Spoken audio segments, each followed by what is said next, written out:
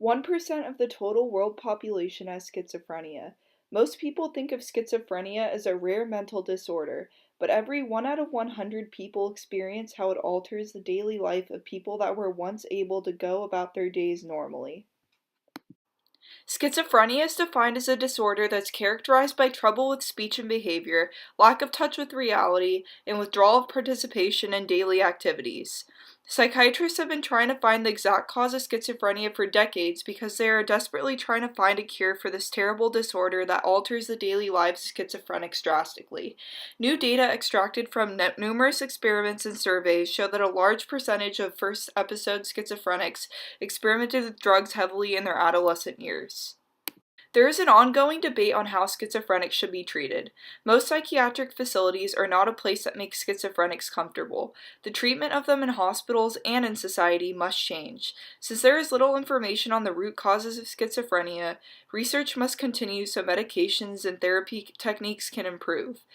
It is unsure if current medications designed to reduce psychosis are effective enough for them to be worthwhile for the patient. Treatment of schizophrenics needs to be improved by furthering research on the root causes of schizophrenia. Awareness on contributing risk factors should be emphasized in society so those with high risk factors can be aware of preventative measures that they can take, and also so society is more accepting of the daily issues schizophrenics face. Through Bob's lens, in a kind of miraculous paradise, he was not treated well because of his diagnosis of schizophrenia. That reason being the main purpose of Bob sending his life manuscript to Sandra Allen. Allen transcribed her Uncle Bob's nearly incoherent manuscript into an incredible nonfiction novel.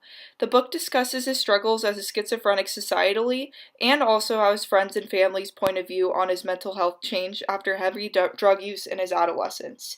In combination with data from multiple sources, Bob's story, The Schizophrenic in Allen's book, conveys that the treatment of schizophrenics by society needs to improve and that drug use can increase chances of a first psychotic episode occurrence. In recent discussions of the causes of schizophrenia, a controversial issue has been whether or not the probability of developing psychosis can increase with adolescent drug use. On the one hand, Massimo, a psychiatrist in Italy, argues that cannabis, cocaine, amphetamines, and derivative substances such as hallucinogens and other drugs with psychomimetic properties has reached an extensive misuse, often producing psychotic reactions similar to primary psychotic disease like schizophrenia. As you can see in these brain scans, the same parts of the brain are damaged in a schizophrenic as a cocaine user. Most drugs stimulate the same areas of the brain, so overstimulation can cause a psychotic episode. On the other hand, however, others argue that schizophrenia is caused by so many factors that there isn't much correlation to anything in particular. In the words of John H. Gilmore, a psychiatrist at University of North Carolina, the short answer may be nothing, or more precisely, no one thing. According to this view, the root of schizophrenia is too difficult to find in order for it to be fully defined. Although, Gilmore's view does not deny that drug use may be related to psychosis.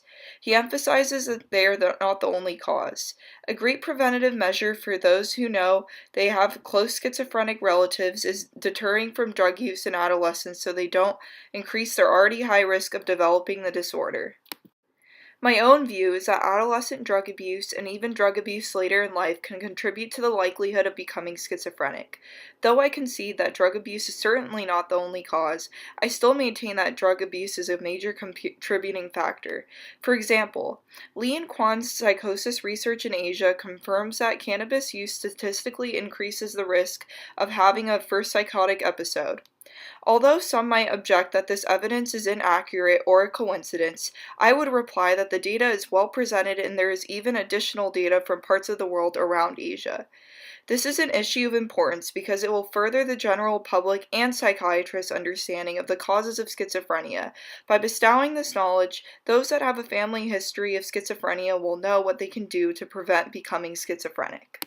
When it comes to the topic of how schizophrenics should be treated once they are diagnosed, most of us will readily agree that they should be admitted into mental facilities where professionals will take care of them and provide them with medication. Where this argument usually ends, however, is on the question of how effective past treatments for schizophrenia have actually been.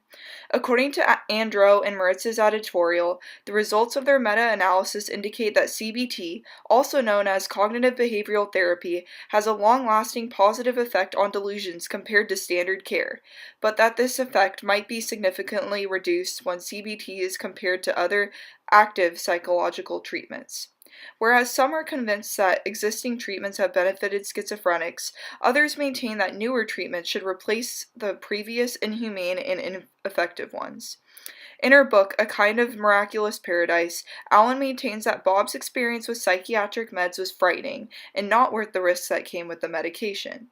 But Bob felt that the medications affected him negatively, but of course, it's hard to draw a line of how reliable reviews from mental patients are.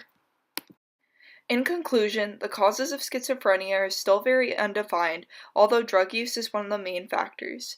I know for certain that schizophrenics should get better treatment in both society and medically. Older mental institutions could have been considered torture.